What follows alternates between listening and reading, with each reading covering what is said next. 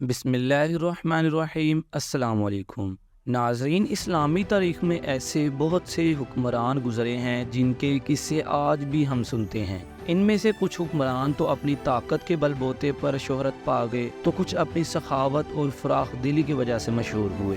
اگر دنیا کے امیر ترین لوگوں کی بات کریں تو ایلون مسک، جیف بیزوس اور بل گیٹس جیسے لوگوں کے نام یقیناً آپ کو سننے کو ملیں گے۔ ان میں سے ہر ایک کے پاس بے شمار دنیاوی دولت ہے، لیکن ہسٹری میں کچھ ایسے انسان بھی گزرے ہیں جن کے پاس اتنی زیادہ دولت تھی کہ اگر آج کے ٹاپ بلینئرز کی ویلتھ کو ایک ساتھ اکٹھا بھی کر لیا جائے تو پھر بھی اس سے کچھ کم ہی ہوگی۔ علمی پلانٹ کی ویڈیو میں ایک بار پھر سے خوش آمدید۔ اگر ویڈیو اچھی لگے تو لائک کریں اور چینل کو سبسکرائب کریں۔ ناظرین، یہ کہانی ہے ایک ایسے آدمی کی جسے آج تک کا سب سے امیر انسان بھی مانا جاتا ہے۔ اس انسان کا نام ہے مانسا موسیٰ۔ یہ وہی مانسا موسیٰ ہے جس نے قاہرہ کے لوگوں میں اتنا سونا بانٹا تھا کہ ان کی اکانومی کرائسس میں چلی گئی اور وہاں تقریباً 12 سال تک سونے کی قیمتیں گری رہیں۔ لیکن کون ہے یہ مانسا موسیٰ اور کیسے اس کے پاس اتنی دولت آئی؟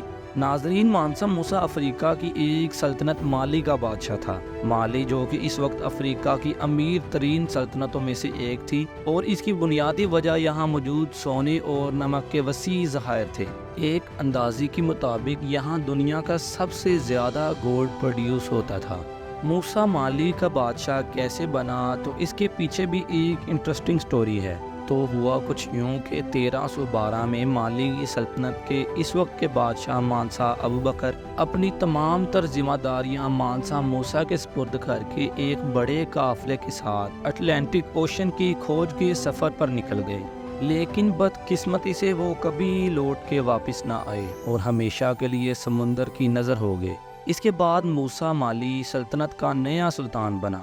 موسیٰ نے بادشاہ بنتے ہی سب سے پہلے مالی کے تجارتی راستوں کو مزید بڑھایا، جس کی وجہ سے اب وہ امریکہ کے باہر ایشیا میں بھی اپنے سونے اور نمک کی تجارت کر سکتا تھا۔ مانسا کے دور حکومت میں مالی سلطنت پہلے سے 3 گنا زیادہ بڑھی اور اس نے 24 سے زائد شہر فتح کیے اور انہیں اپنی سلطنت میں شامل کیا۔ اس کے بارے میں یہ بھی کہا جاتا ہے کہ اس نے اپنی زندگی میں کبھی بھی کوئی جنگ نہیں ہاری تھی، اور بہت سے علاقے تو ایسے تھے جو اپنی مرضی سے مالی امپائر میں شامل ہوئے تھے۔ اس کی بنیادی وجہ یہاں کے شہریوں کی زندگی کا بہترین معیار تھا۔ تاہم موسیٰ اس سے بھی مطمئن نہیں تھا۔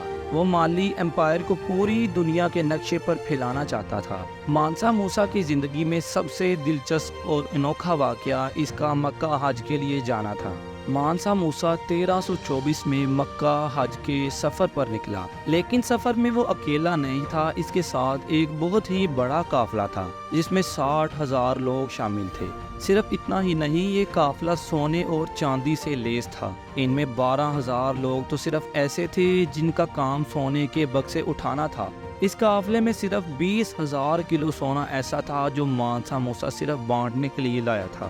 اس قافلے کی شان و شوکت دیکھنے کے لیے لوگ جگہ جگہ بڑی تعداد میں جمع ہو جاتے تھے۔ یہ لوگ جہاں سے بھی گزرتے تھے وہاں کے لوگوں میں سونا چاندی جیسی قیمتی تحائف بانٹتے جاتے، اور جمعہ کے روز یہ جس علاقے میں بھی ہوتے وہاں ایک مسجد تعمیر کرواتے تھے۔ مانسا موسیٰ نے اسی سفر کے دوران مصر میں اتنا سونا بانٹا کہ وہاں کی اکانومی کرائسس میں چلی گئی، جس کی وجہ سے یہاں سونے کی قیمتوں میں بے انتہا کمی ہو گئی، جس کو سٹیبل ہونے میں تقریباً 12 سال لگے، اور اسی سے آپ اندازہ لگا سکتے ہیں کہ وہ کتنا زیادہ امیر تھا۔ مانسا موسیٰ کے حج کے سفر کے بعد مالی سلطنت کے چرچے امریکہ کے ساتھ ساتھ یورپ میں بھی ہونے لگی۔ حج سے واپسی کے بعد موسیٰ نے مالی سلطنت کو ری بلڈ کرنے کا فیصلہ کیا، جس کے لیے دوسرے ممالک سے ماہر تعمیرات یعنی بہترین آرکیٹیکٹس کو بلایا گیا، اور ان کی مدد سے بڑی عمارتیں تعمیر کی گئی۔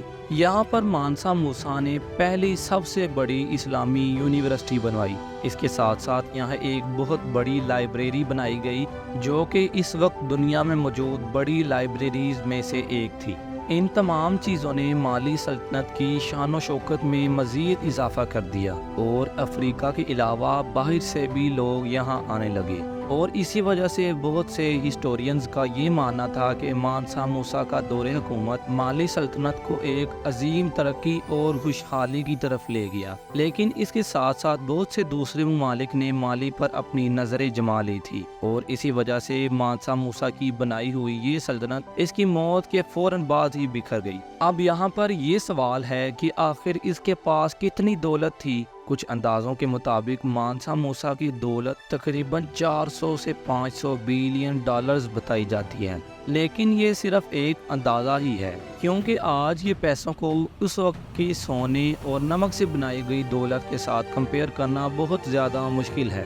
امید ہے کہ علمی پلانٹ کی یہ ویڈیو بھی آپ کو اچھی لگی ہوگی۔ اس ویڈیو کو لائک کریں اور چینل کو سبسکرائب کریں اور دوستوں کے ساتھ زیادہ سے زیادہ شیئر کریں۔ ملتے ہیں آپ سے اگلی شاندار ویڈیو میں۔